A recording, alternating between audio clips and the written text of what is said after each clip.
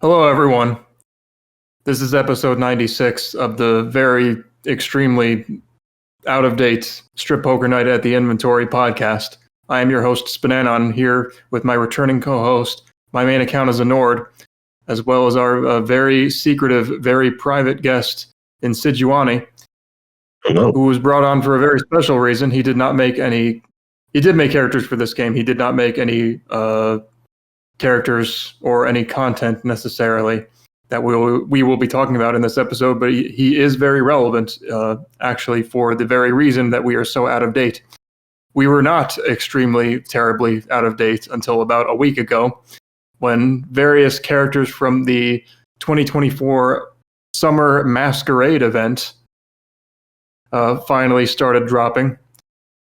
I believe this was an 8-week series of challenges in which developers, they both new and old, veterans and rookies, applied to be a part of an event, mod organized, where they would basically be divided up into groups, and they would get the choice of either working on a brand new character to add to the game in a reasonable amount of time, or reworking an old character, and there are examples of both.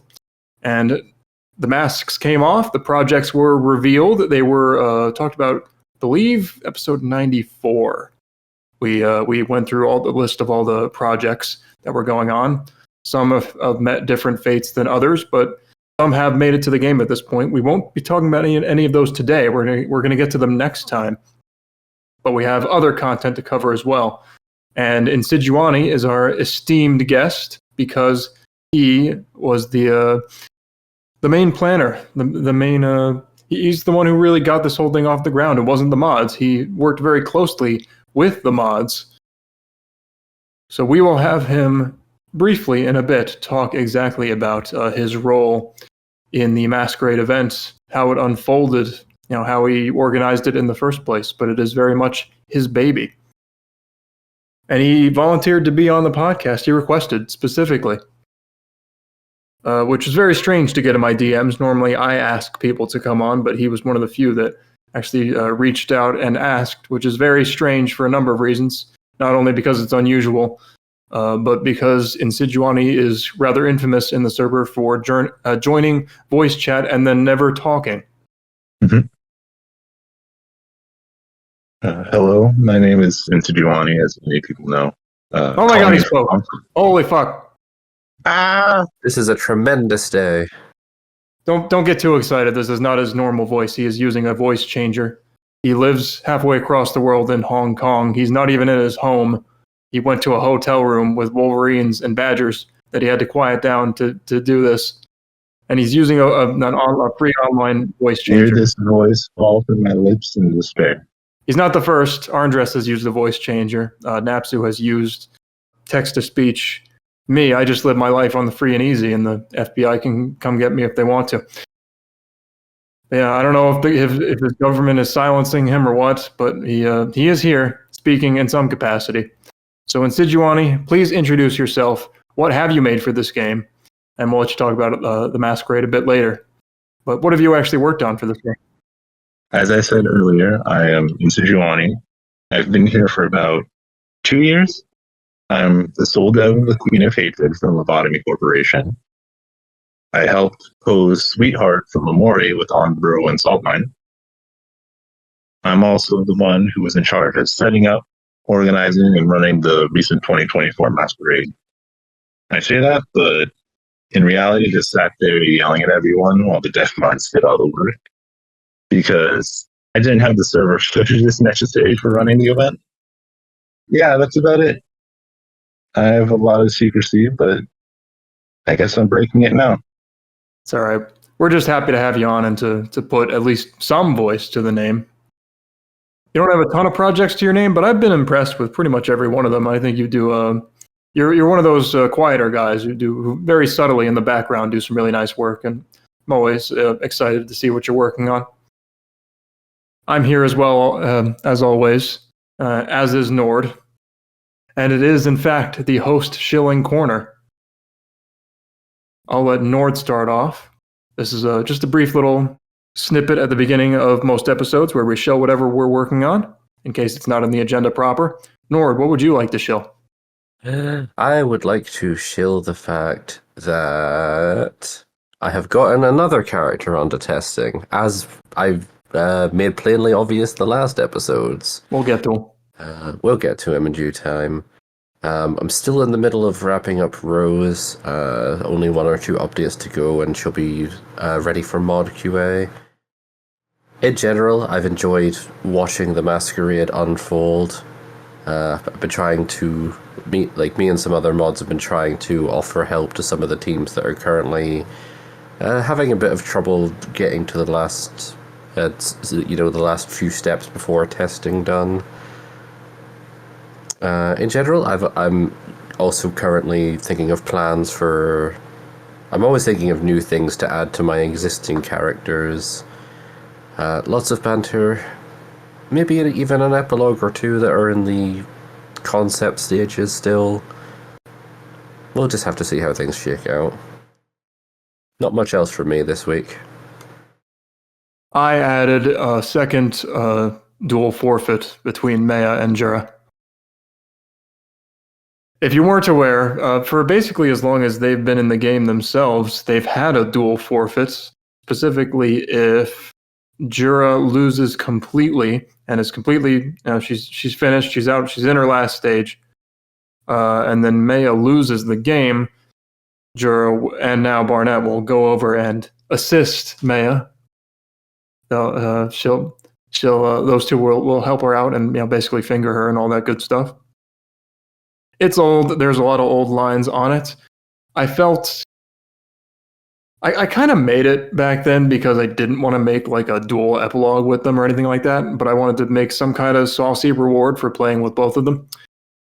I always felt a little awkward about it because, Jura has a girlfriend. She didn't used to have Barnett around with her, and it felt kind of cheaty and uncomfortable, and I had to justify it in a very roundabout way. I felt a lot better about it recently now that Barnett is present and is consenting to the whole affair, even if it is Jura's idea. Barnett just tends to go along with these things.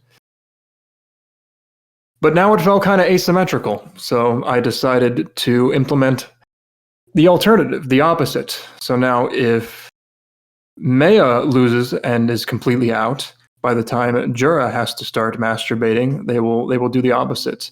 But it's still Jura's idea. It's always Jura's idea. But she will drag Meia over for by various justifications. The main one is that she senses some tension between her and between Meia and Barnett, and she wants to assuage that. And assuage Meia does. It's pushing the characters to the extreme, you could say. I don't know if they'd really get this comfortable with themselves, but there is at least some indication that they're pretty cool with each other and with being naked around each other. So it's not too much of a stretch to say that they might be a little bit into each other. And if I'm gonna go that way, I might as well go all the way, I figured. So it's not quite the same. One of the other reasons so like this is not like a fingering thing. This is not like because I wanted to set it up. I wanted it to be different than the one that Meia has. Basically, the way it works is instead of Jura and Barnett going at it, they're actually like completely separate the whole time. First, Meia eats Barnett out. She kind of, I don't know if either of you have seen this in action. I haven't really explained what happens. I just left it to people to find out. Barnett kind of gets more into it over time, but basically the way it works is she just eats both of them out individually. For a while, I've been making Meia like doggy style poses because my powers are being unlocked.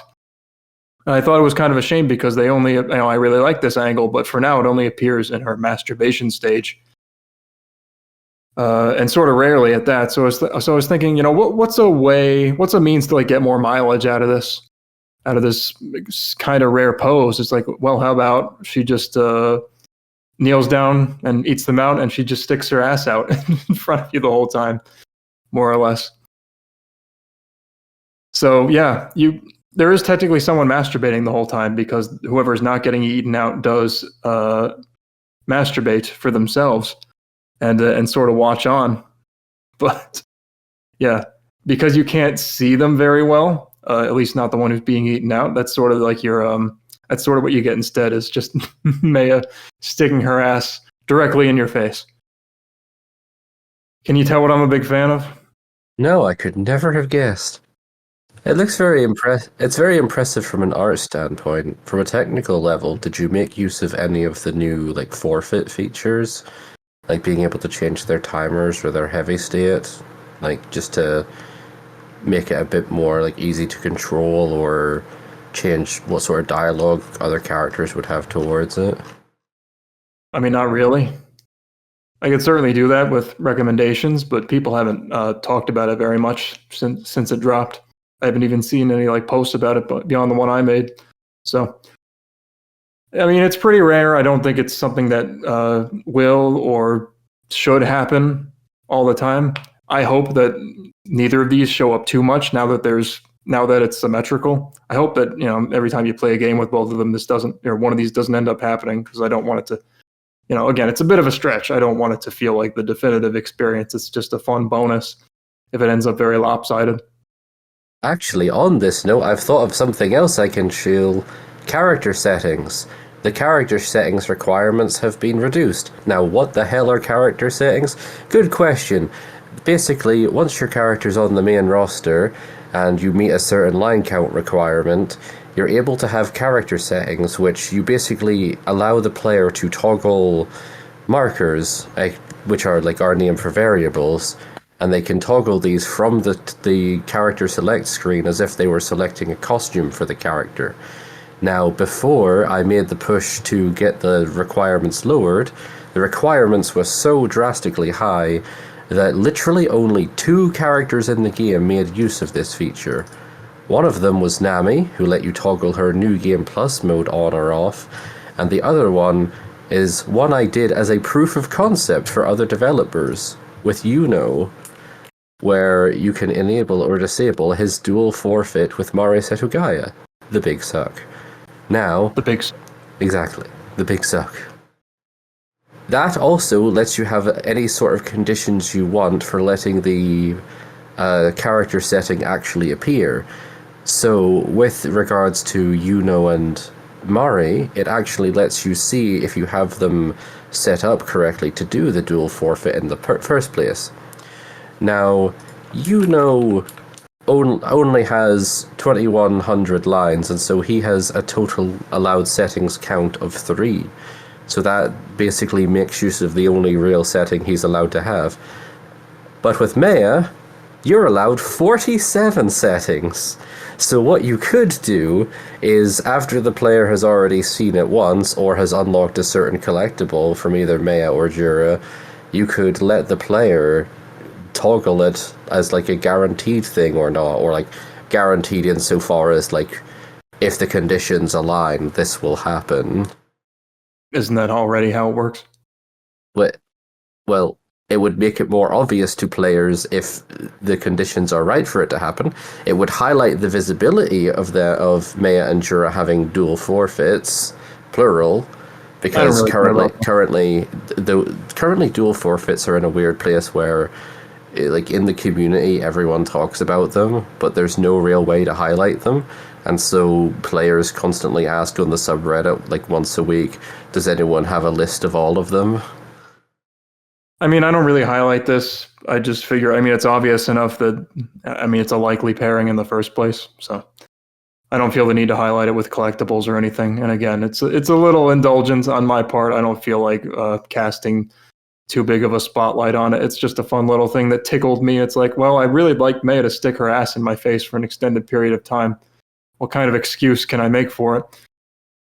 And that's the one I have for now. I guess that's pretty much it. That's the whole deal. Go see it if you want to. It is kind of. I did my best to cleverly spread out the various assets so it didn't take up too much space, and luckily, Jura is still under the 20 megabyte limit. Pretty close though. God bless that 20 megabyte limit. The one that I specifically asked for, yes. Yes. Well, Insiduani, your time has come. It's we have moved on from the host Shilling corner. Please Insiduani, if you could, like, briefly 5-10 minutes, just go over what we, very generally speaking, about how you got the idea for the Masquerade. You talked about that a little bit, but the idea for the Masquerade, how you organized it, how you worked with the mods, and hopes for future events and like lessons learned, basically. So go ahead. So I already told you about the story of Nord and I and DC, but I'll go over what I went through to set everything up and how it kind of went. So after I resolved myself to organize a new masquerade, and I wanted to make it obviously better, but better in a way that it would let people enjoy it more without fearing the risk of losing everything or being burned horribly.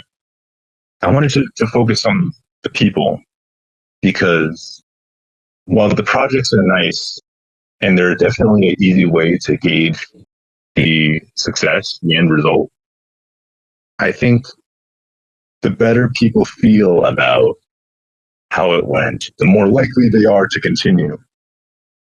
Unfortunately, that's just something you can't really work very hard for, because a lot of it is luck, but I'm getting off track. So after I resolved myself, I spent 2 days straight, no sleep, just combing through all Discord messages. I searched through threads on the Masquerade. I searched through arguments that were hundreds of messages long. I think there were like 5 of them.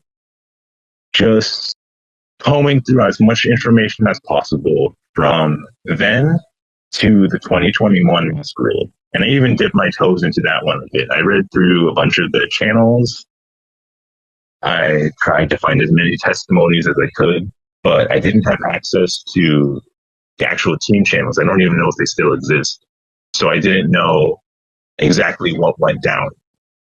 But I took it all, and then I just put it into a giant spreadsheet. And then I took that, and then I showed it to Solitaire. And then he gave me more information to put in. So just 2 days of gathering information through old messages, because I didn't want people to know at first. I thought if people knew, they would start arguing again and nothing would get done. So I did it in secret for like 2 weeks. Yeah, it took me 2 weeks to set everything up. After I gathered the information, I wrote, I think, a 18-page document just analyzing the trends. What went right, what went wrong, what were common problems, what could we do to fix those problems, and what could we add to the Masquerade to make it better. And after that was done, I went to every single moderator. At the time, I didn't realize that it was just the development mods who organized the Masquerade. So I went to the server owner and the social mods as well. So that was a pretty funny misunderstanding. But thankfully, everybody almost unanimously approved. We did have some critique, which we worked to rectify. But then after that, I finally revealed my plan to the public. I believe the thread for that is archived now. But I just kind of took my proposal and then threw it out there, and I showed it to everybody. And to my surprise, nobody really contested it. They looked at it, they thought about it, and then they just said it was good. Like, maybe you could patch up a few things here and there, but the entire thing was just good, no complaints. And after that, I think all brakes were off. Things just could go forward unimpaired. I spent a few more weeks waiting for feedback, listening to people, and also just preparing. I had to make a full spreadsheet of all of the viable rework characters. A lot of them, I put in all the offline ones, all of the retired ones, some of the April Fool's ones actually, I think. But For the older characters on the roster, I just sort of looked at them and said, does this character look old enough to need a rework? And then a lot of them were yes. And then I went to all of the devs and I asked, hey, would it be okay if character so-and-so went up for rework in a potential new Masquerade? I remember I had to try and make a good case for why they should be reworked for some of the Ruby characters, because they seem like popular options that a lot of people would want. I managed to get Weiss, but the rest of them weren't available. And then I wrote up a writing organizer for all the teams. It was 30 pages, but I think it works well. I don't think a lot of teams actually used it, despite me telling them about it, which is a shame. Just like the writing guide. Yeah. Well, if it makes you feel any better, I read that, but I forgot about it. But I think it helps. It should probably be a lot more comprehensive. I did try to dumb it down a bit, not dumb it down. People here are pretty smart. I just tried to make it simple so people wouldn't feel overwhelmed, but maybe they need a bit more direction. And after that, it was, I believe, a 4-month wait till applications opened, because we wanted to start in the summer when people would be more open.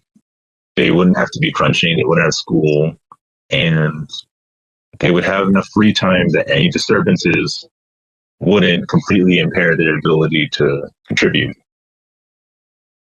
Some things just have to go wrong, even if you prepare for them. But we did our best.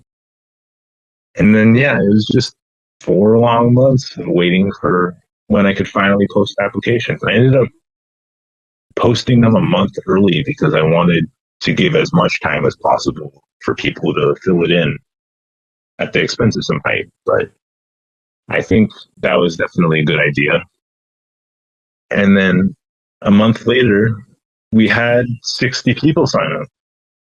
It would have been a bit more, like 65, but a few people dropped out and some people were just ineligible to join. But the previous Masquerade had 40 people, and then we got 20 more. It was insane. It was definitely a big moment. Just like, I remember seeing when it was at 59 people on the spreadsheet. I just checked it every few hours just to see if we would actually reach 60 people. Then we did. And then we started organizing the teams. Organization was honestly pretty straightforward. First, Cobrad filled out a list of possible rework candidates. We had Mulan and Chiaki. They got in. And then we just started throwing stuff at the wall. Each of us ended up making our own proposals for possible team compositions. And then we just built on top of it. It was really that simple. In a way, it was like building our own character. And then once it was done, just a month more wait, then the Masquerade starts. Get everybody in their team, give them the resources, post the challenges, cross your fingers. And then 2 months later, now we're here. Started from the bottom even. To give some perspective from the dev mod side of things, a lot of it was you coming along and basically offering to do the heavy lifting in terms of organizing for us was a big boon, because we were having trouble thinking of ways to make the Masquerade more desirable to take part in this time around. And I think we definitely needed your fresh perspective on it to really help out.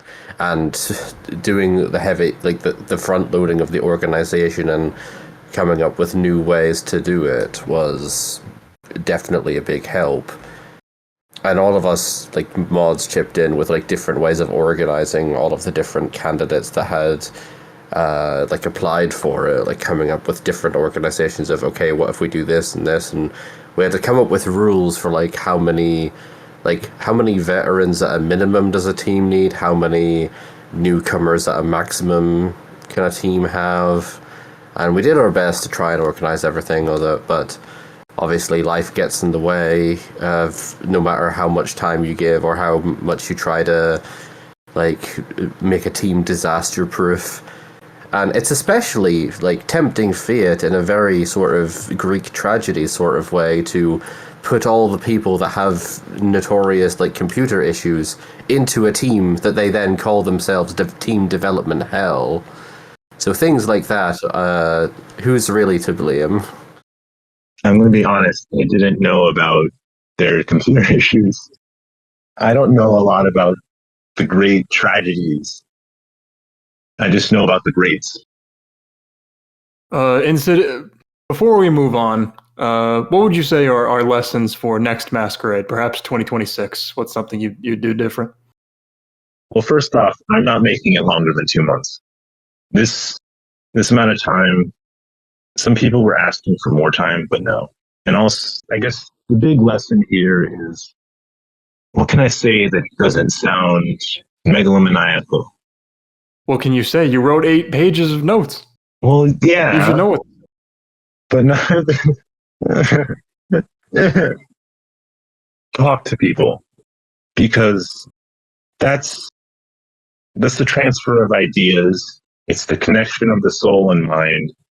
It's how art is made, connection. And without connection, there can be no art. There can be no extra dimension. A lot of the teams that succeeded very consistently kept strong communication throughout. And a lot of the teams that failed, despite having a bunch of strong developers on them, they didn't talk very much. Everybody just did their own thing instead of doing it together. So yeah, the big lesson here and in life, because this Masquerade definitely encapsulates the living, breathing essence of a person, is to talk to one another. If you want to collaborate with somebody outside of the Masquerade, because a lot of people recently, they don't collaborate a lot. Of course, we have people like Nord who just help out a ton, but people don't really come to one another seeking out a partnership. But if people talked and if they shared their dreams and what they want to make, I think we could roll back time a bit to the older days when everybody was just sort of doing what they felt like. And if that meant getting somebody to do it with them, then they just did that because the stakes were low, because it was about fun. So yeah, talk to one another. You never know what will happen from it. And if you want something, talk to somebody about it. It'll help both of you. Speaking of talking, I think that's enough talking about the Masquerade.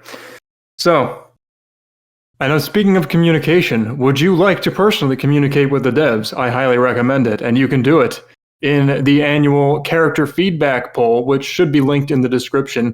It's been live for about 2 weeks now at the time of recording, and it will continue on until likely until the in-game link expires. You can go see it in-game if you play a number of games.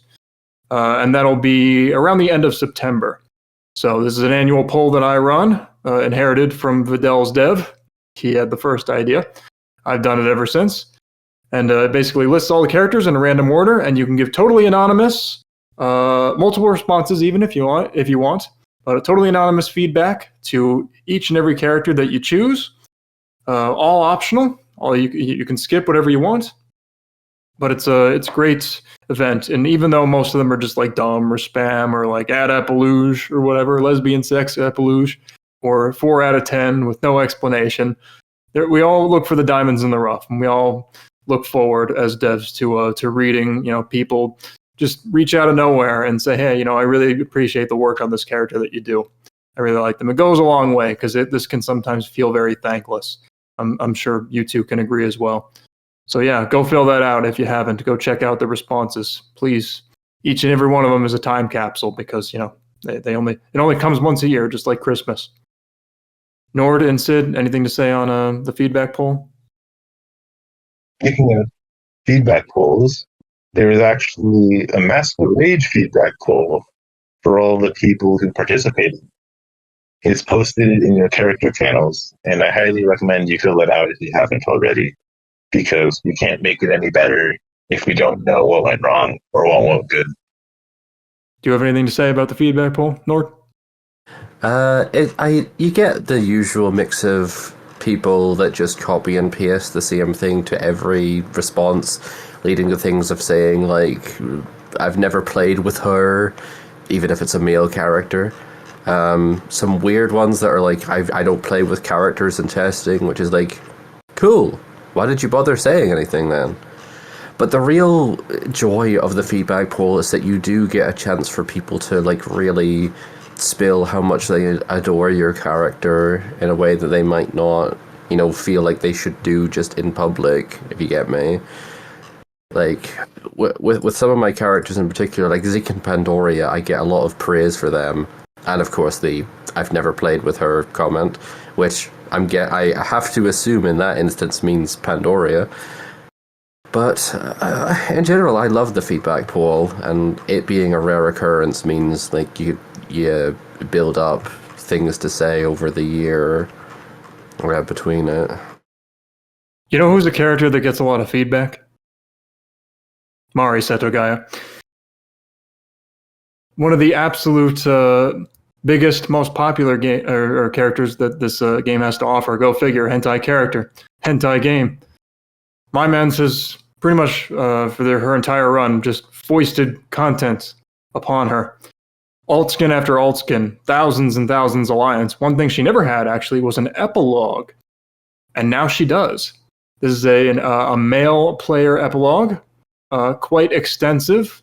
It's not a full-blown narrative adventure or anything, but he actually did enlist the help of a lot of different people. If you pop in, it basically takes place on a nude beach, and he got various devs to sign up and volunteer nude, beached up assets of each of their characters to include in the background as extras. So you have fun on the beach for a while, and then of course you fuck her. I mean, I don't know what you expected with a date with a succubus, but in Sid, what did you think of Mari Setagaya's epilogue? I haven't actually seen it. In part because I don't play as a male character. Oh, it was on the agenda. Come on. You have 8 pages. That's the Masquerade. Hey, listen. I'm in a hotel room right now. Do you think I have the time to just see somebody walk on a nude beach with a succubus? Well, what did you think of it if you did see it? What would you think? Let me confer with myself in an alternate reality. No, don't worry. I saw plenty of screenshots in the server. I think it's very interesting. I don't believe that we've had an epilogue with so many other characters just sort of hanging around. Unless you count Amy's epilogue. We don't really talk about her. Not anymore. It was sort of the prototype of that idea. Anything else you want to say? I haven't seen it. What can I say? Fair enough. Nord? You should have seen it. It was pretty interesting.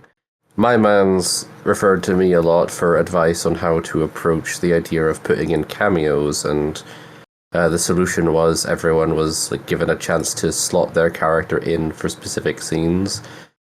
A lot of it is just background cameos. Moon's mother got an extended speaking cameo at the bar scene. Players might not even know she's a real character in the game since she's April Fool. He has talked about making a female variant of the epilogue, which would have a chance for an entirely different set of characters to cameo in all of the different places. It very much feels like, in addition to not only is this a reward for a player that likes Mari Setogaya, but it's a small celebration of the community as a whole, and giving all of their characters a chance to just exist in a different context. And overall, the epilogue itself is very wholesome and sweet, and also quite degenerate and naughty, obviously. Her file does make reference to the fact that this is your second date with her, because your first date was a wholesome off-screen one, indicated by a collectible you can unlock. Or I think you have to unlock it to unlock this epilogue. So it's very much a great treat for male players, and hopefully female players won't be left out for too long. He's been busy, my man's. Always. He has he has limited windows of time to work on SPNatI, and so he chooses to go all out when he does. This is a very good epilogue with nice content, and obviously that celebration of all those different characters is nice. It's like a modern Emmy's Dream epilogue. So appreciated in that way. Of course, I shoved Meia, Jura, and Barnett into it. I am going to play Bad Cop real quick, of course, as always.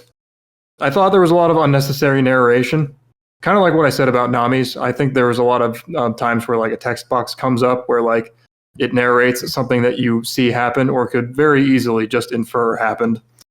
Or sort of like repeating back what like Mari just said or something, some stuff to that effect. It just draws it out where you can just let the visuals speak for themselves. There are times where, the player speaks. I never like that because it's like, bitch, I wouldn't have said that. Mom at the bar, Alolan mom at the bar was pretty funny. But it's like stuff like that. It's like, she's gonna like serve milk from her milky lactating tits, and that's funny. But then the narration points it out. It's like, oh well, it's not funny anymore. It's like you should have left that for me to figure out. Some art assets were funnier than others, were more interesting than others. Like the sand sculptures were pretty neat that they made. Sandy and Tess being included was very interesting. I wrote down Fudanari jump scare. Food is not for everybody. Again, they might not even know that Sandy and Tess are in the game, and it's like, boom, girls with dicks. Holy fuck. As for the sex itself, I'm not gonna. I feel dumb calling some of the dialogue porny because like she's literally from a pornographic source. This is just how they talk. Some of the wing play with you, like her telling you to grab her wings, that was actually very well done and interesting. Some of the animation was pretty stiff though, so you could try to give it more frames here and there, especially like when she's on top of you. It felt very stiff. There weren't a lot of moving parts to the whole thing. Last thing I want to say again, very good overall, but the credits. It very slowly, individually goes through like this character made by this person, this character made by this person. But you have to do so much clicking for that because it's like half the length of the epilogue. It's like they could have just come out all on stage like at the end of a play and bowed and do it all at once. Very good overall, though. Anything else to say on Mari Setogai's epilogue? Yeah, that's what I thought. I use this as an opportunity to slip in Uno's on and off girlfriend for the Uno game. Right. That's another character that people wouldn't even know who the hell she is. It's like they're going to be looking for it. There's going to be posts about it on the subreddit. Where player Anami or Nanami or whatever her name is. Ayumi. There we go. So now on to our two testing roster characters of the evening. The first is an interesting choice. So Horsecat has made two Puyo Puyo girls, some of the most popular and well-developed characters in the entire game. And then apparently a friend of his, I want to say, they seem to have known each other already, perhaps in the Puyo Puyo circles. A totally different person, Strawberry Tail, I believe is their name, came on and over the course of a long while made this character Schezo Veggie? I'm not sure how to say his last name, but luckily the character editor told me how to say his first name, and it is Schezo, so I'm not Schezo posting during this podcast. But yeah, a male character from Puyo Puyo. Very interesting choice. And he's not totally sexless or anything. He is sort of a very serious dark mage, but his whole thing is that he has very bad choice of words, and he frequently gets mistaken for a pervert, as anime does. Yeah, very, very interesting choice, but a lot of promise in some unique ways. Insid, what did you think of Schezo? I thought his name was Schezo. I guess the pronunciation guide has to be more specific. Schezo. Anyways. What did you think of him? Schezo. You played with him, right? Yes, I did.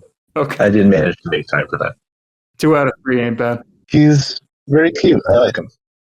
I know very, very little about Puyo Puyo, but all the characters from it are really well made and quite charming.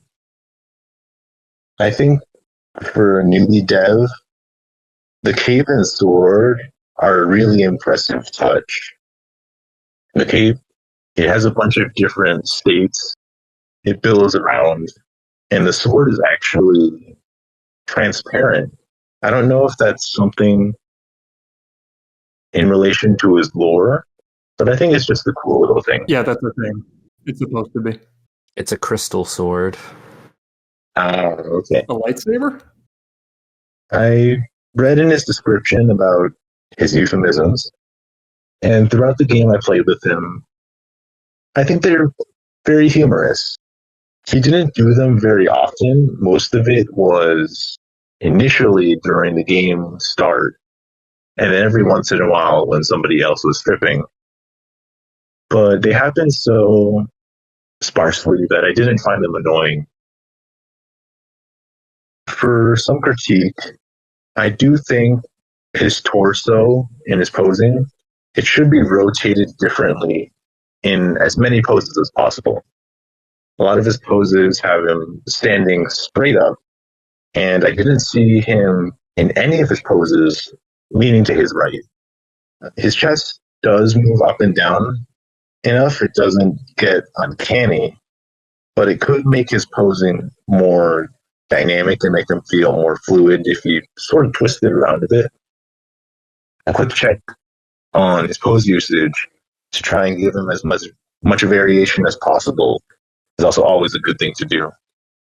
Dialogue-wise, he's very charming, but I do think a turn 1 introduction is always a really good opener, I find. Not only does it introduce the player to the character, it makes sense for someone who's going to this perverted social event to at least greet everyone and give their whole shtick before it starts. And just for a bit of spice, I think a lot of his poses and lines is going for something a bit more forceful. He stands up in a lot of them. He's got his weapon drawn. His mouth is open. He's got his legs spread. And I think in dialogue, using more exclamation marks and italics, that could really give it that little extra oomph it needs to make him feel more animated. Overall, though, he's a very, very solid base that I think could just use a little bit more flavor around the edges. But the base dish is already very good. And once that's added, you can just start keeping it up on the plate, and I doubt you'll get sick of him. He's a very, very good start. Oh, it shouldn't be too hard for me to talk about him at length. Happiness penetrates the game whenever he's there at the table. Very good work all around with his art, including his sword, as Insid mentioned. All of the different angles for it really sell to the idea of him waving it around. Yeah, he doesn't seem to have a sheath. He doesn't have a sheath for his sword.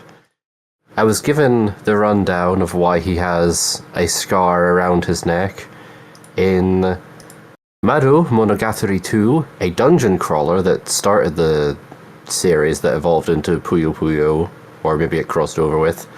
Arlie? Forget how to say her name. Aurel. In the PC 98 port of that game specifically, she decapitates him, and then he continues fighting her as a floating head. The later games, for some reason, don't make mention of this ever again. The only thing that really survived was his innuendo and being accused of being a creeper because of how strangely he speaks. Overall, though, with SPNatI, he's a very fun guy to have at the table, I would say. I'm very impressed all around, and hoping to see him banter with other characters more. Innuendo.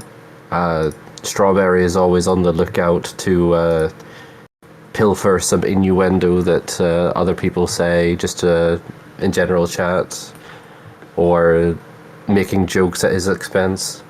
I think there was a thing on the feedback poll that gave Strawberry some ideas, because I leaned into it all as well.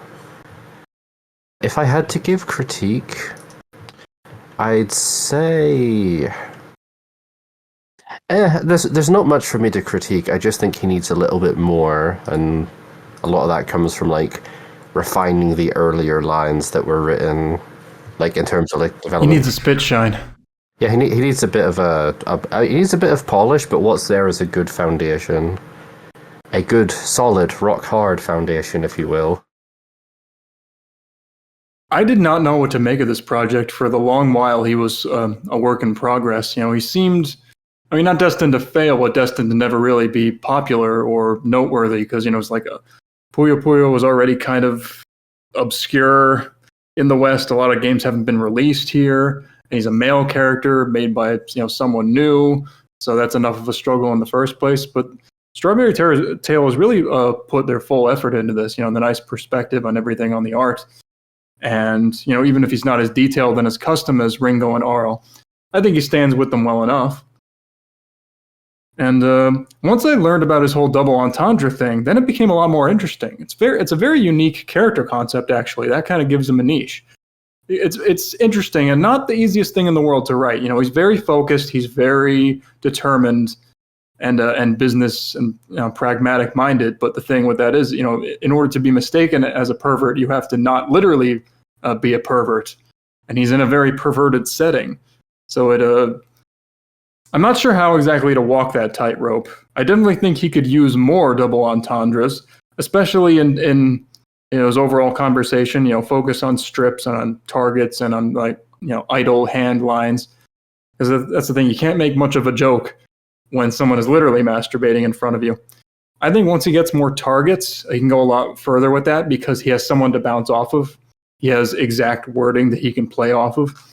So hopefully you go very hard in on that. You kind of need, you know, targets for a character like this. More detailed stripping poses would be nice on the art side.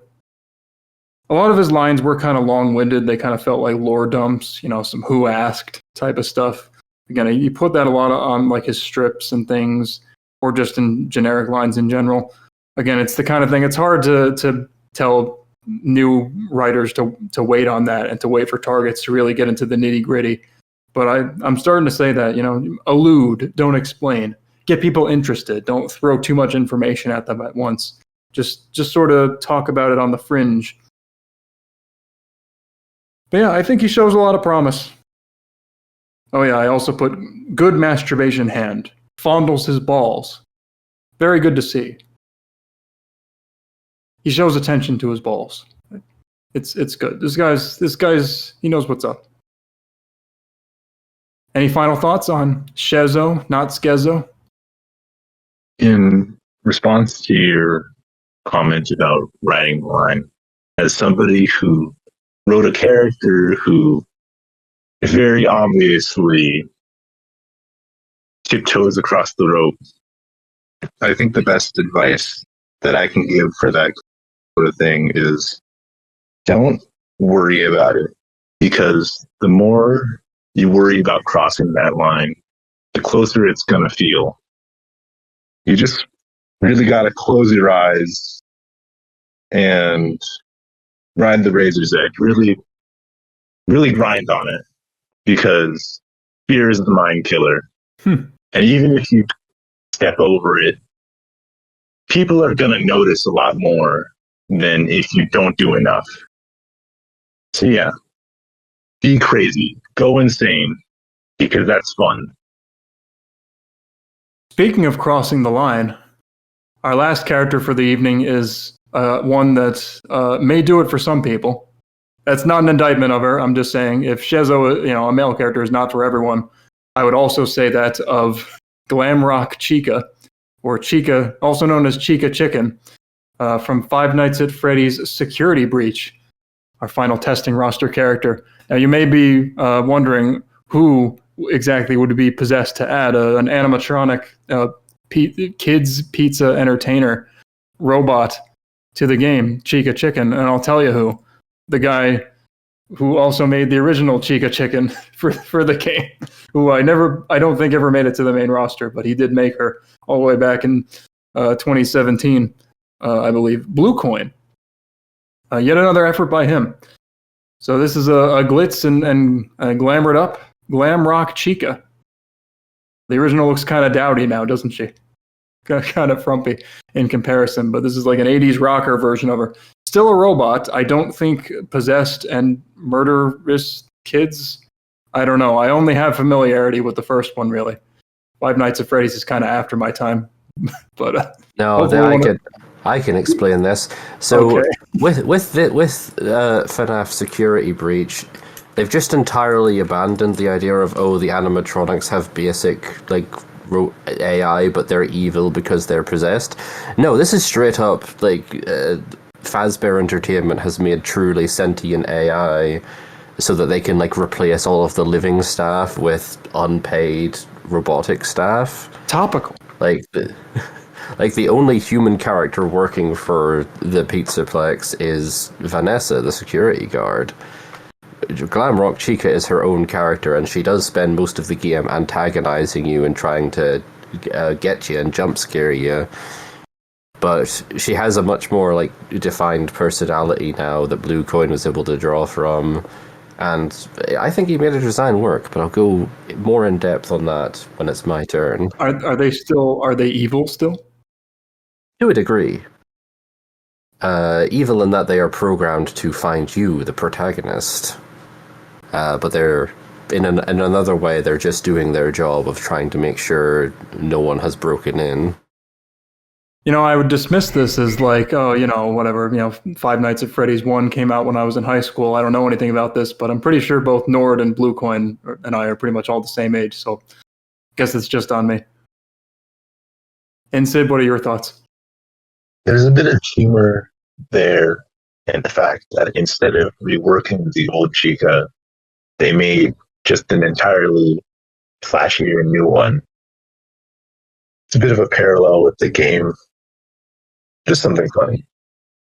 But my thoughts on her are admittedly not super positive. I did play a game with her, but I noticed a lot of stuff. Well, it wasn't that I noticed a lot of stuff. It was that I didn't notice a lot of stuff.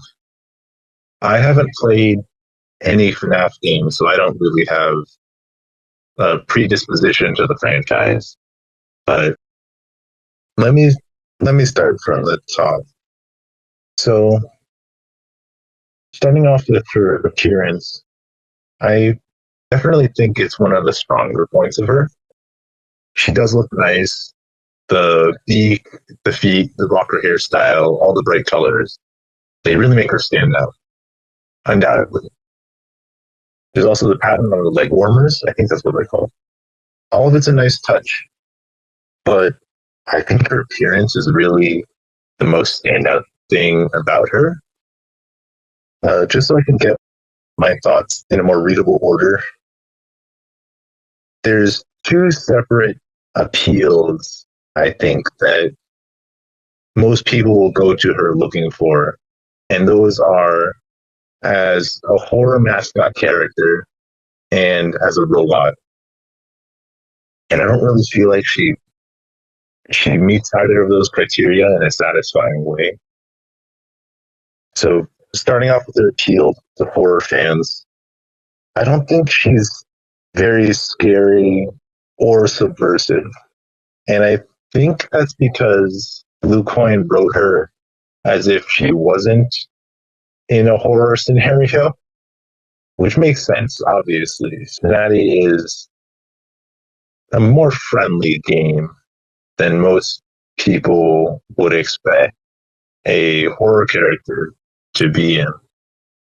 But if I'm completely honest, I don't think, from what I've seen of her source, I don't think she has super strong personality, because a lot of what you see in it is her basically being mind controlled to be evil.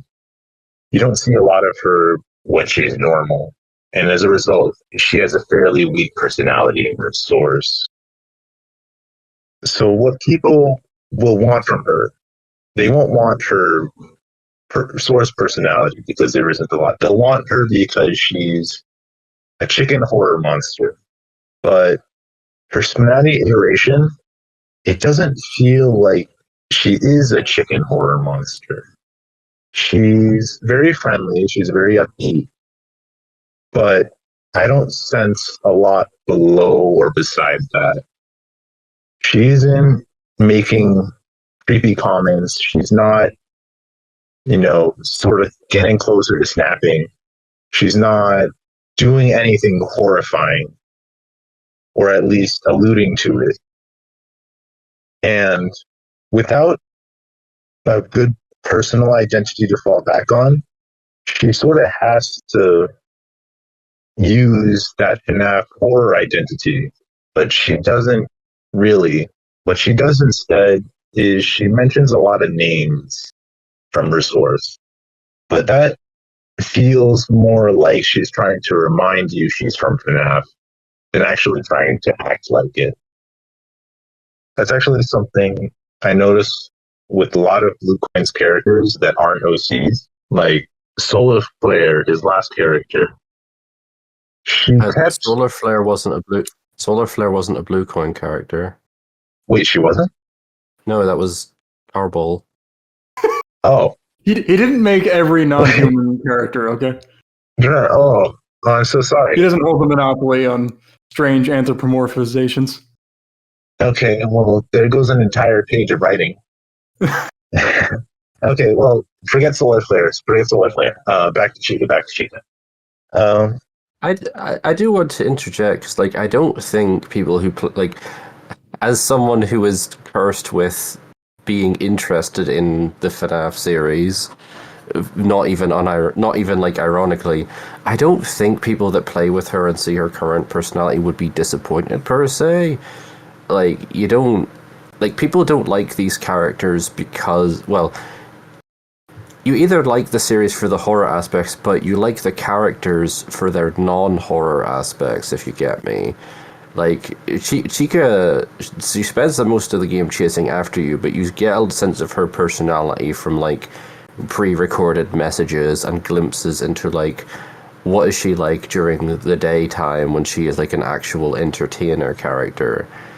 And her whole thing is that, she's a walking contradiction of, being an exercise instructor type character who also gives you massive discounts on junk food and pizza in particular, because the corporation she was built for wants to squeeze money out of its patrons at every opportunity. I feel like what she suffers from a lot from right now is that she only has she has sub 600 lines, so she has a lot of those early writing things of she mentions things directly from her source a lot, and her actual personality isn't fully rounded out yet. So I think she just needs more time in the oven to be fully rounded out. Because I think this is she has a great foundation as well, I think.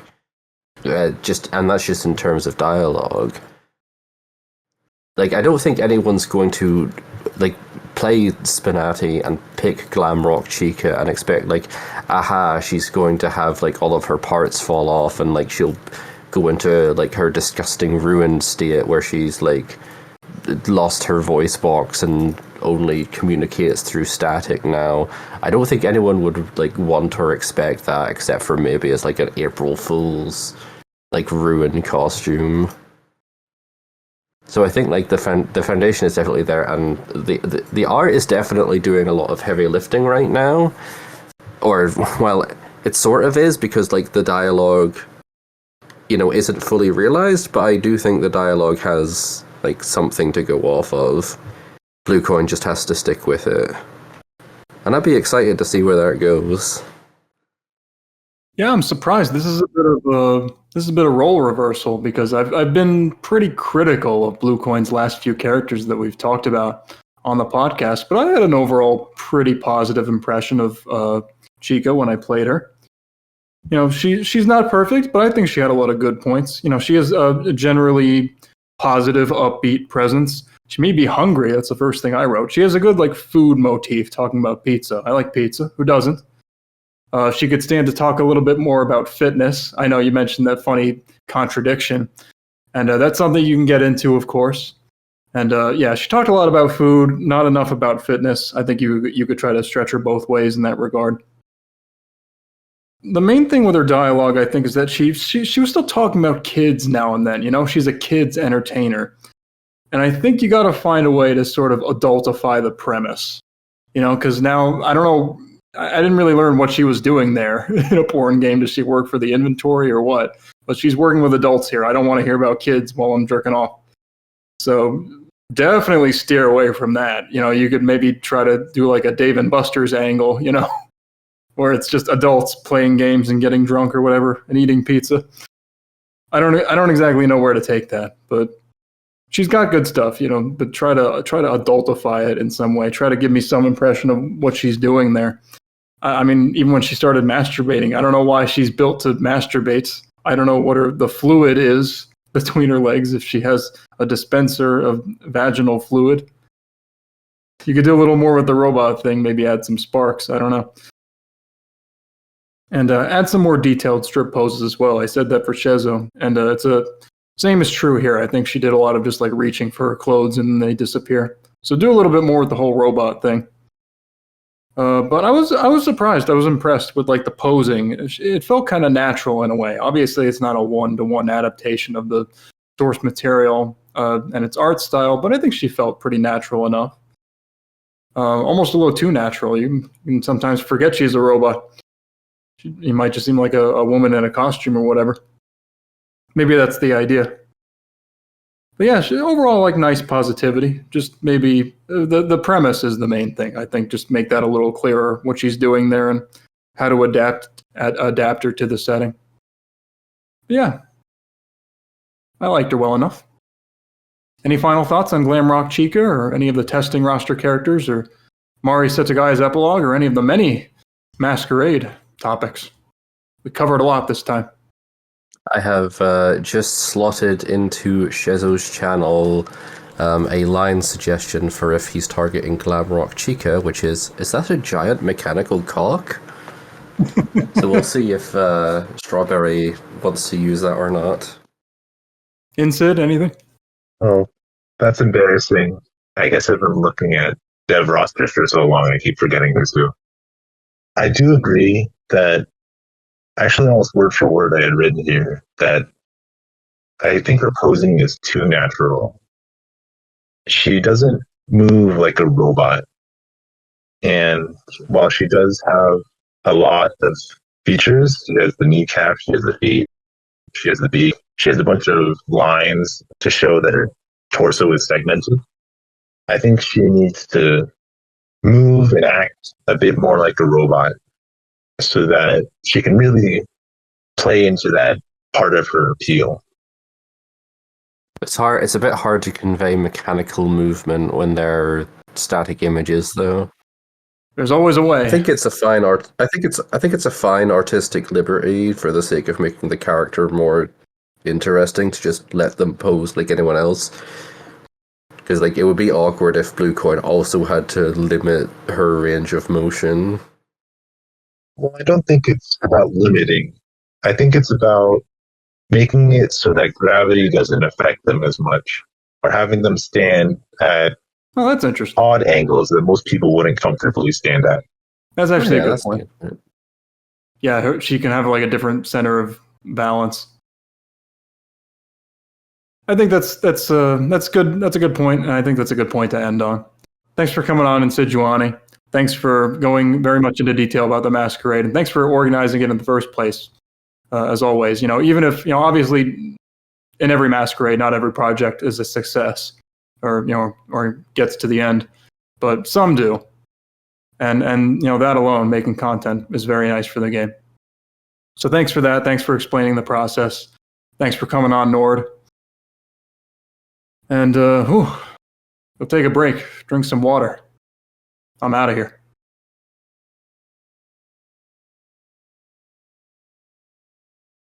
Meia eats Barnett out. She kind of, I don't know if either of you have seen this in action. I haven't really explained what happens. I just left it to people to find out.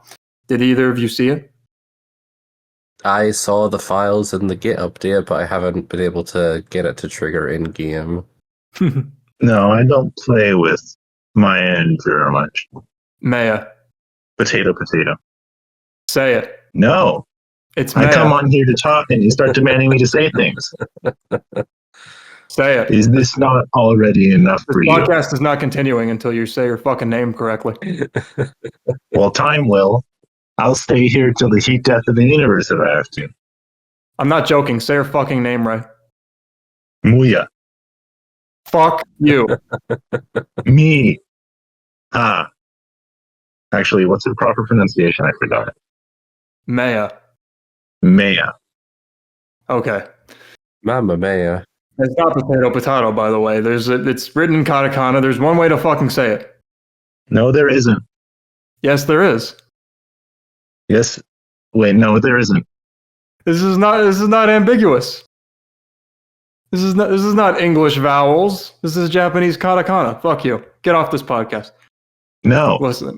I can accept you not playing with them. You should, but I can accept not doing so. I cannot accept you pronouncing her name wrong. Making fun of a person who doesn't speak, huh? If I knew you didn't play with them, I probably wouldn't have let you on. But I guess we're just gonna have to keep going. So yeah, Meia basically services them one at a time to kind of mend their relationship.